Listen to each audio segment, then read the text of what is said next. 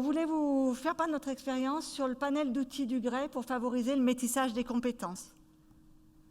Je vais vous présenter, le fil conducteur de mon intervention est le suivant. Vous présenter ces 35 ans d'expérience de mise en lien des chercheurs et des professionnels de l'eau. Zoomer sur ce nouveau challenge lancé par H2O de mettre en lien recherche, professionnels de l'eau et formation. C'est ce qui est nouveau pour nous, en tous les cas, de notre œillère du Grès.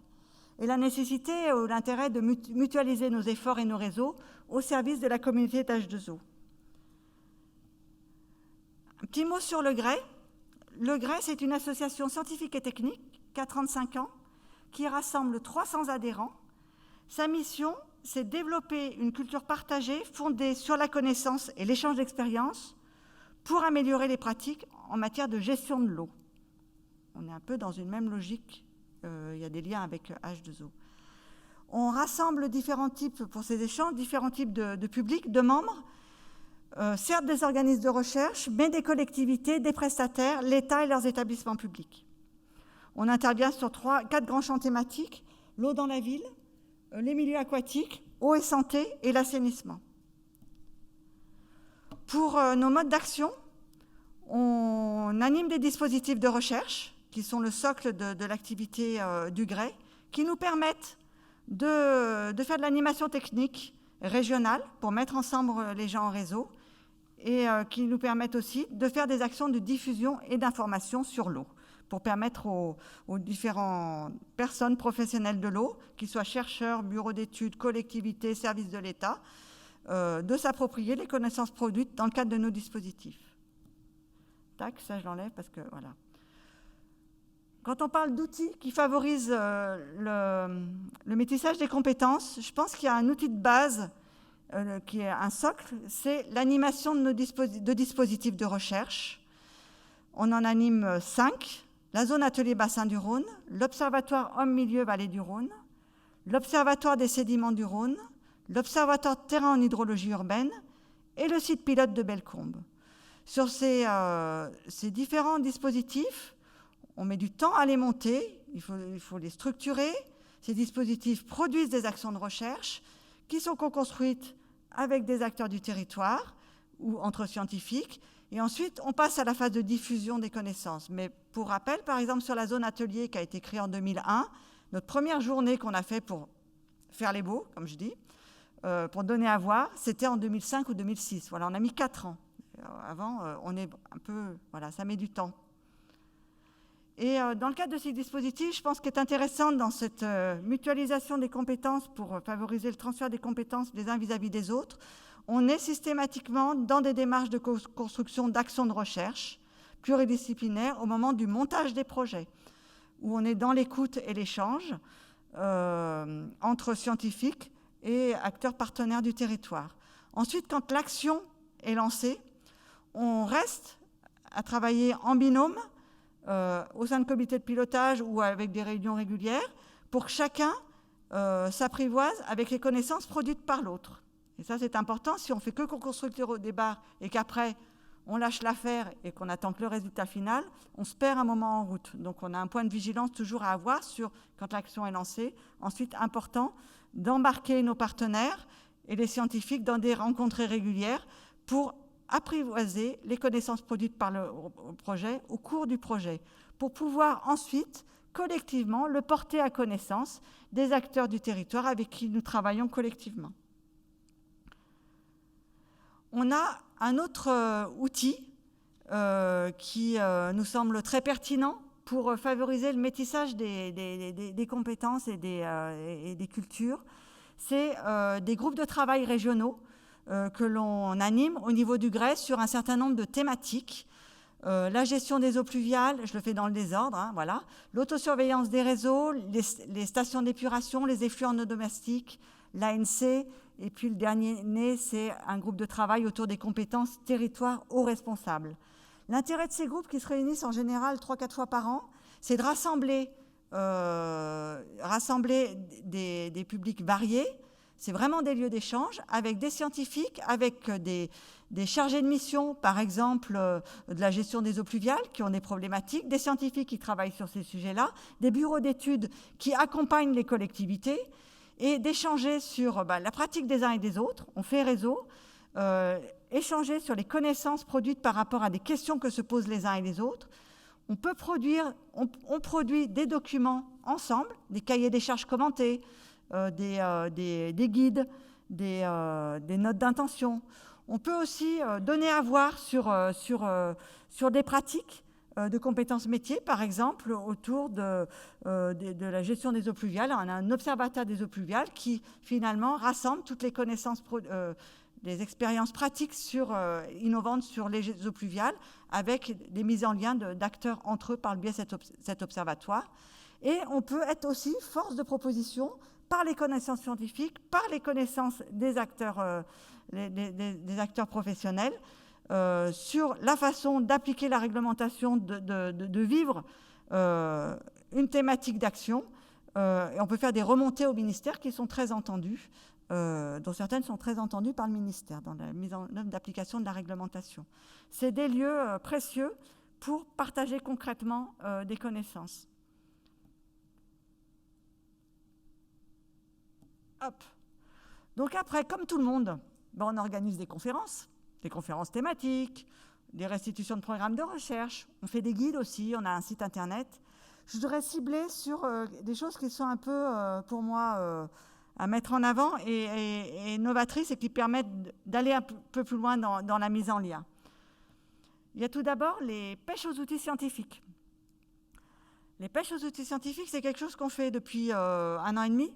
Au niveau du Grès, ça a été lancé dans le contexte de la ZABRE, où on s'est dit que c'est intéressant de faire des conférences, mais c'est intéressant où on présente un outil, une méthode, etc., mais en un quart d'heure, puis après les gens s'en vont, et puis on ne se rappelle plus de la méthode, on ne l'a pas intégrée.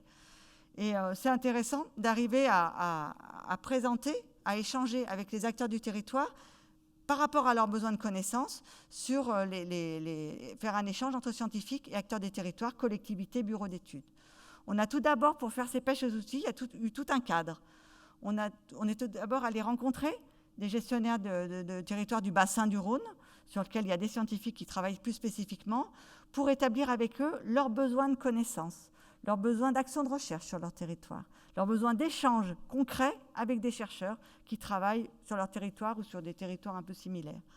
On a ensuite contacté les scientifiques pour leur dire: vous faites beaucoup d'outils d'aide à la décision pour une meilleure gestion des cours d'eau. Quels sont ces outils? Il y a des outils qui sont scientifiques, il y a des outils qui doivent être en développement, puis des outils opérationnels. Donc ils nous ont révélé ces différents outils que l'on a mis en fiche, et on construit maintenant, chaque année, on a 2 pêches aux outils scientifiques, on organise des pêches aux outils scientifiques. Ces pêches aux outils scientifiques, ils sont vraiment construits avec les scientifiques qui ont créé ces outils, et c'est vraiment des temps d'échange privilégiés pour partager des méthodologies, discuter des limites, des avantages de l'outil, des limites. Ça demande un fort investissement des scientifiques et une démarche pédagogique importante. On en a fait une, par exemple, vendredi dernier, autour des traceurs sédimentaires passifs et actifs. Le matin, on était sur le terrain, on était une vingtaine. Là, on est dans des groupes assez petits pour pouvoir vraiment passer les échanges, à voir comment marchent les traceurs passifs, comment marchent les actifs. Et l'après-midi, on était en salle avec chaque fois un scientifique avec qui on avait travaillé pour que les messages soient pédagogiques, même si pour que ça soit digérable, sur comment utiliser tel ou tel outil. Donc il y a des documents spécifiques qui sont développés dans ce cadre-là, qui peuvent après remonter, qui sont mis à diffusion de tout le monde. Mais et on passe par étapes sur comment mettre en place ces outils. Je pense que c'est quelque chose qui est très concret et très pédagogique et qui plaît en tous les cas aux bureaux d'études et aux collectivités locales. On organise aussi depuis quelque temps un exemple, ce qui se fait dans le cadre de l'OTU, l'Observatoire de terrain en hydrologie urbaine, des cafés-débats.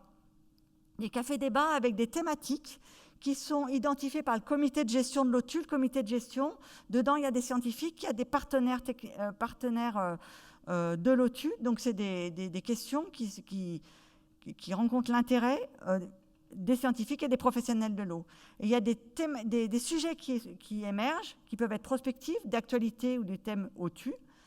Et là, on fonctionne en visio, c'est notre mode visio, voilà, on fonctionne de cette sorte, mais c'est efficace. Il y a du monde présent sur ces journées, sur ces temps d'échange d'1 heure, où on aborde un sujet, soit il y a eu 3 sujets, par exemple, qui ont été abordés autour des gaz en réseau d'assainissement et des connexions des eaux pluviales, où les gens de la métropole de Lyon ont expliqué leurs problématiques, leurs pratiques, etc.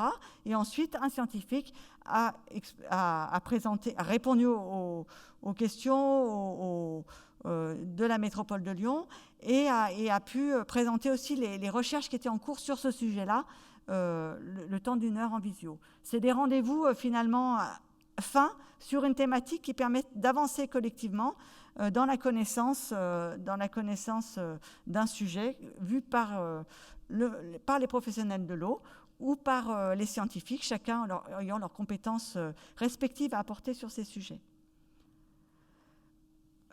Un outil qui est intéressant et qui est important pour favoriser le panel des compétences. Dans le cadre du GREI, on organise 2 conférences internationales, la conférence Novatech sur les eaux pluviales et la conférence IS River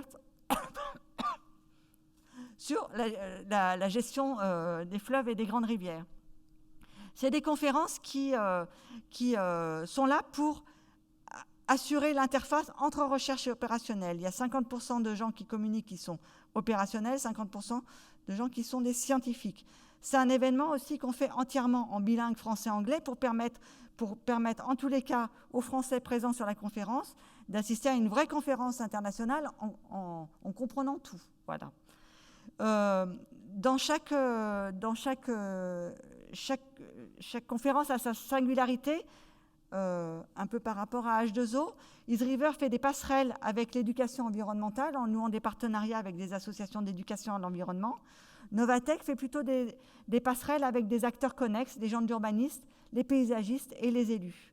Ce panel de compétences, comme on le voit, il se fait, on a des outils à l'échelle régionale et on a des outils à l'échelle internationale. Le challenge d'H2O, et c'est pour ça que nous, en tant que GREI, c'est quelque chose que quand on a vu H2O arriver, on a été très très intéressés. Faire ce lien entre recherche professionnelle de l'eau et formation, pour avoir des étudiants formés par la recherche, excellents d'un point de vue scientifique, et des jeunes professionnels formés pour répondre aux enjeux de demain. Et on s'est dit, c'est important de mutualiser nos efforts. J'y vais, je termine. Mutualiser nos efforts et nos réseaux au service de la communauté. On a fait donc cette enquête que je vous ai présentée tout à l'heure. On a un certain nombre de journées du GREI qui sont soutenues par H2O et qu'on ouvre aux étudiants d'H2O. Là, on voit en bleu, c'est des gens c'est des doctorants ZABRE et qui nous accompagnent sur des grands événements internationaux. La mutualisation des efforts et des réseaux au service de la communauté, aussi c'est partager, c'est la politique des petits pas. On a des kits pédagogiques, vous avez vu, j'ai été contente d'ailleurs de voir que Christophe mettait plein des petits dessins à la Méli-Mélo, des kits pédagogiques qui ont été faits par le GREI dans le cadre de la chaîne YouTube Méli-Mélo, qui sont à disposition des formations d'H2O. Il y a ces petits dessins, mais il y a des docs techniques. Voilà, il y a par ailleurs des vidéos qui sont produites par des formations H2O, qui sont mises en avant dans des pêches-outils scientifiques. Là, il y avait une vidéo, donc c'est par la formation eau de Lyon 2. Voilà. La mutualisation d'efforts, elle passe par le croisement des réseaux pour ouvrir ensemble des chantiers. Et voilà, on a un chemin à parcourir, mais on se fait un peu des cordes à nœuds et on va y arriver tous ensemble pour bien mettre ensemble recherche opérationnelle et formation